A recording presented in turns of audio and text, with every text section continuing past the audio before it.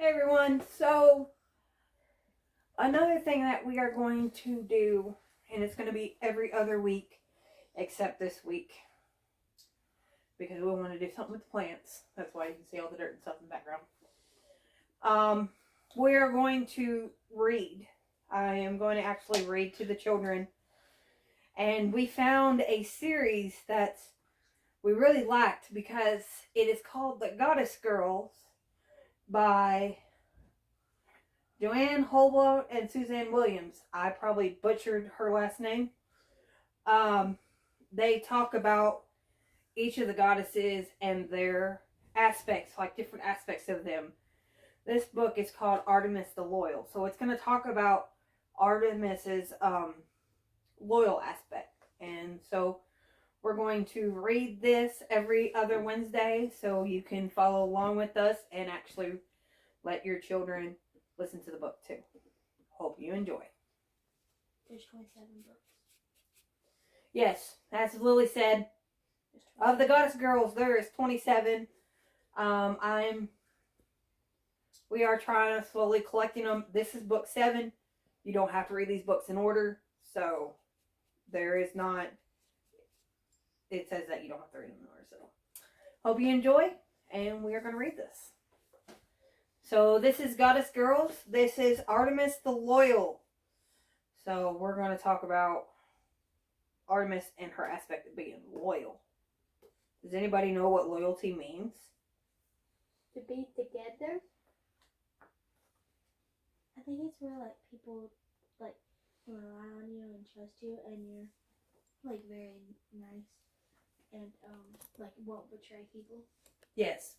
Loyalty is where you won't change. Like with your friends, you were always loyal to them.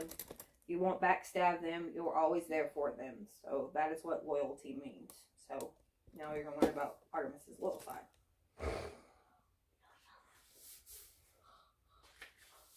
All right, everybody, these are listening ears. Chapter 1. It's called No Girls Allowed. Race to the sports fields. Artemis challenged her twin brother Apollo as they crossed Mount Olympus Academy's courtyard on Wednesday afternoon.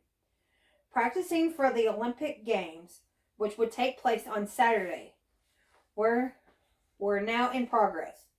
Talented athletes from all over Greece, Mount Olympus, and other magical realms had come to MOA to compete. And MOA means Mount Olympus Academy. Apollo crouched in a runner's stance with his fingers touching the courtyard's marble tile. You're on. Artemis crouched too. Ready, set, go, she shouted. They took off at the exact same moment. Both immortal twins flew across the courtyard and down a crowded grassy hill, legs pumping. Artemis's 3 dogs kept pace beside them. They liked to run too.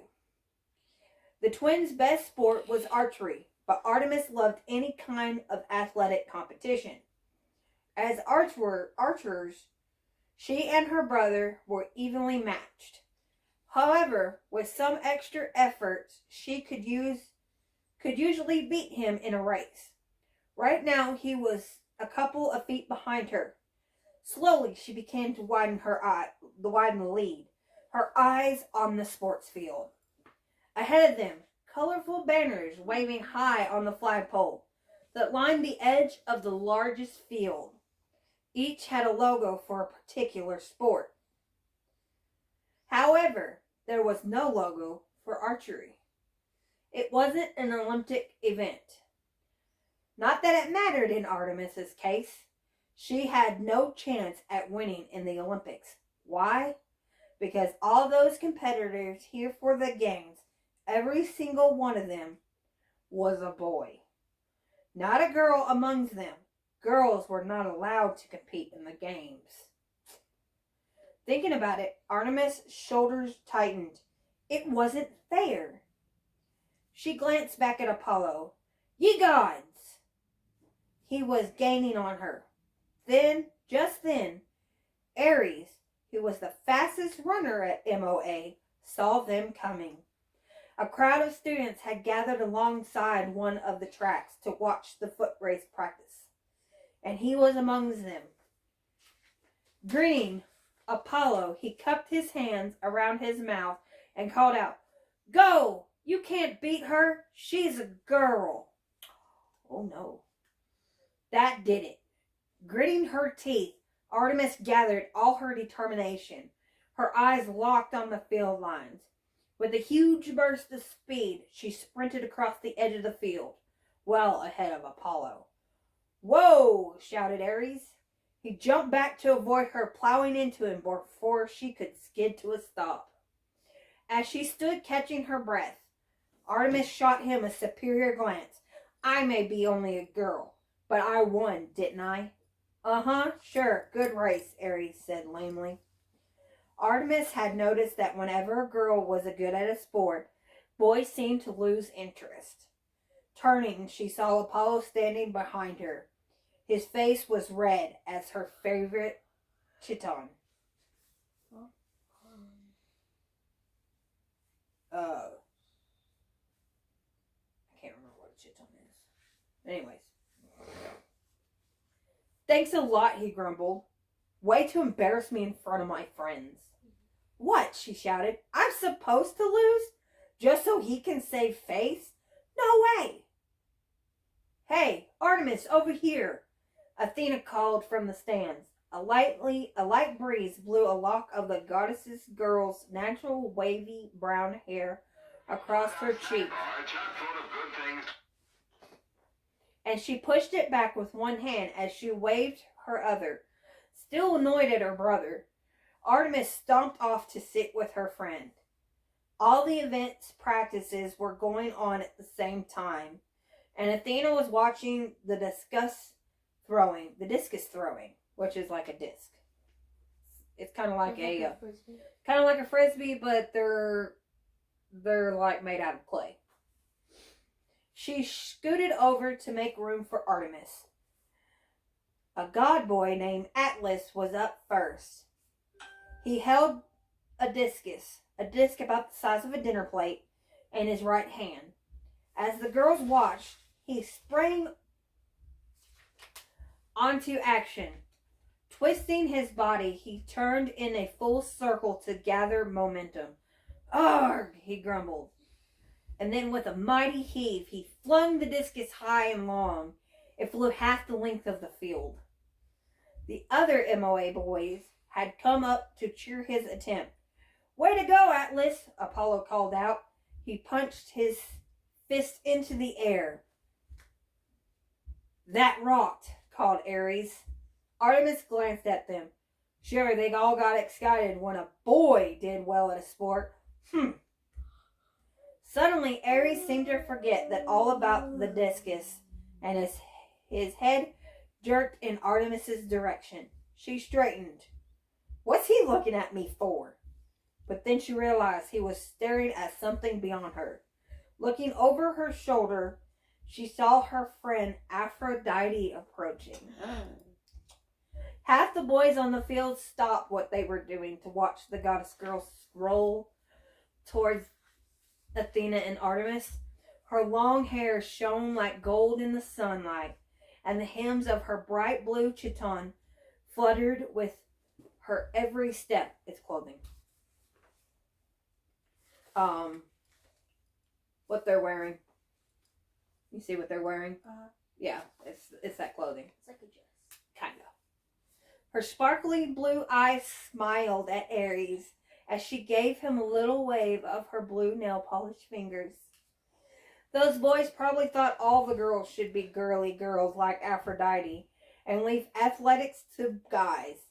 "It's not fair," Artemis complained out loud. "I know," Athena grinned. She does get attention, but Aphrodite was just born gorgeous. She can't help it that she's the prettiest girl at MOA. "No, that's not that," said Artemis. "I mean, it's not fair that only boys get to compete in the Olympics. I'm a good athlete, So are other girls around here. Why shouldn't we be able to participate in the games? Maybe the boys are afraid you'd win, said Aphrodite, smiling as she joined them. Maybe we would win, Artemis said earnestly. You're serious, said Aphrodite, staring at her in the surprise. You really like to be in games? You bet your sweet lips I would, said Artemis. At first her dogs had been content to lay at her feet, but now they began to paw at her, bored. Flipping her shiny black hair out of her eyes, she pulled a bone-shaped ball from her pocket and tossed it into the grass area outside the sports field. The magical ball zigzagged, bouncing high and low. Her 3 dogs went crazy and tore after it. Athena shook her head. No chance. Zeus decided along that the Olympics are just for boys. Always have been and always will be. She gestured towards the long giant billboard at the far side of the field, and the sight glorious scene from the past Olympic Games throughout history. Boy wrestling, boy running track, boy throwing javelin, boys, boys, boys. Athena was probably right, though. Zeus was her dad, after all, so she knows. And not only was he the principal at MOA, he was also the king of the gods and the ruler of heavens. Beside, his word's law. But doesn't it make you mad? Asked Artemis, feeling her irritation rising. Even a little? Aphrodite shrugged. Not really. I don't want to compete. I'd rather watch all the boys sweating it out from the comfy seats in the stands. I never thought about it before, Athena said, combing her fingers through her hair. But Artemis does have a point. If we did want to compete, we should be. Oh no, catching sight of her crush, Hercules. Farther down the field she grasped. A scaly dragon boy just snatched him up in his sharp talons, muscles bulging. Heracles quickly reversed things, flipping the dragon boy over his head and slamming him into the ground.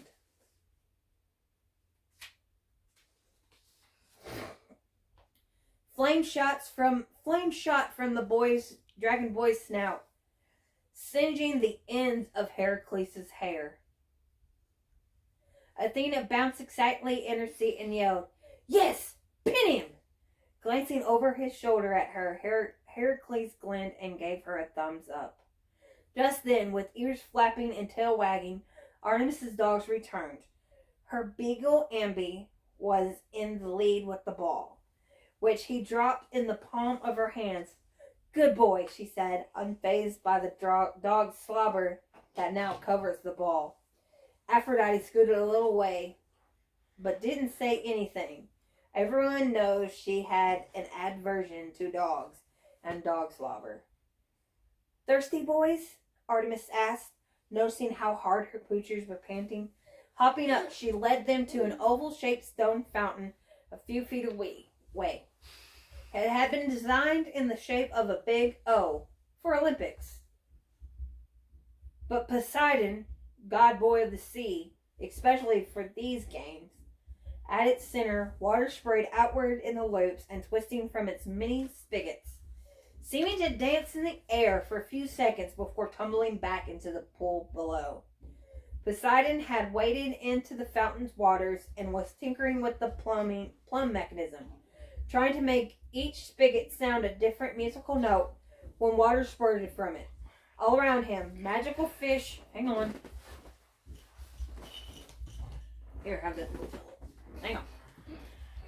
Magical fish. Magical fish were practicing tricks which they would perform during the games. And even now and then a weird sound or sour note honked from the pipes as he worked. Pocketing the ball, Artemis reached into the pool at the base of the fountain and scooped up some water.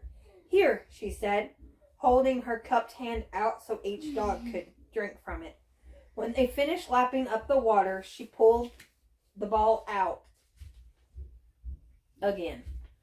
Winding up, she pitched it downfield. Ambi scampered off, But Nectar, Artemis's greyhound, beat him and her bloodhound Susie to it. Just as Nectar was about to snatch it up, the teasing ball spun away, moving up into the stands.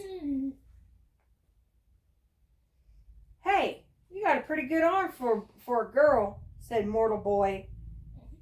Acton called out. He and the god boy named Hades had apparently been watching her from where they stood by the sandpit, waiting their turns as the long jump.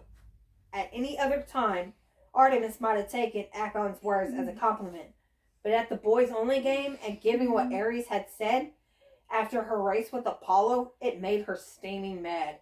What's that supposed to mean? She shouted back. You don't think girls can throw?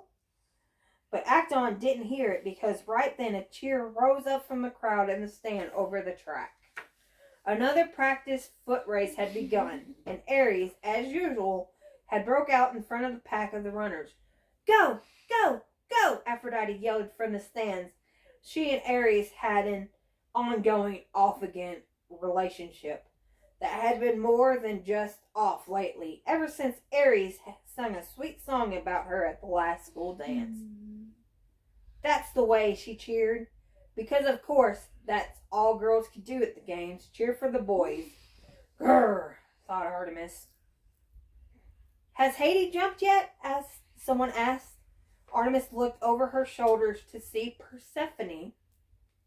She was standing nearby, shielding her eyes with her pale hands as she looked towards the sandpit. A gold necklace that set with a GG charm encircled her throat and glittered in the sunlight. I couldn't get here any earlier. I stayed late after gardenology class in 4th period to help Miss Thano unpack a new shipment of seeds.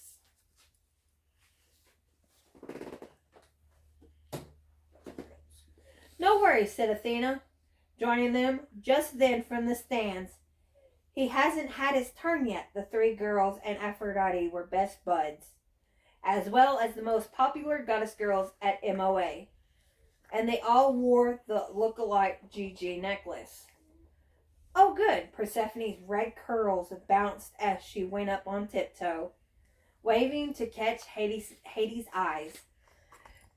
He sent her a nod in return, looking a little relieved. I didn't want to miss it, she told the girls. He thinks I'm his good luck charm. Artemis sighed as Nectar trotted up with the ball and dropped it at her feet. Were any of her friends as bothered as she was that they could only support the boys' effort rather than participate in the games themselves? As she bent to grab the ball, the ground suddenly shifted under her feet, knocking her off balance. Stomp, stomp, stomp. Godzooks, she exclaimed. Forgetting all about the unfairness of the boys-only game, she threw her arm wide to keep from falling. Beside her, water whooshed up in a wave and splashed from the fountain's pool to slap the ground. Looking around, she found the source of the rumbling. Giants, 2 of them. Each was twice as tall as the tallest god boy in MOA, with shoulders twice as wide, and they were coming this way. What can they possibly want? That's the end of chapter 1. So, next one we will read chapter 2. We hope you enjoy what you've seen at Moon Day School. Keep up with us. We will We will video each week. So how it's going to work is 1 week is actually going to be a class, and then the following week is going to be the book. So this can keep them back and forth, and they can actually learn about goddesses. These are the Greek gods. There are other ones that are called the Thunder Girls, and they are about the Norse goddesses. Then we have some that are about the Greek gods. These are about the Greek goddesses. And this is what we're going to do with the kids every other week, and we're going to start reading to them. So, like I said, keep in tune. If you like what you see at Moon Day School, hit the like button, hit the subscription bell, And hit the notification bell. and see our videos next Yeah. week. Make sure you see all of them. All right. Bye. Bye.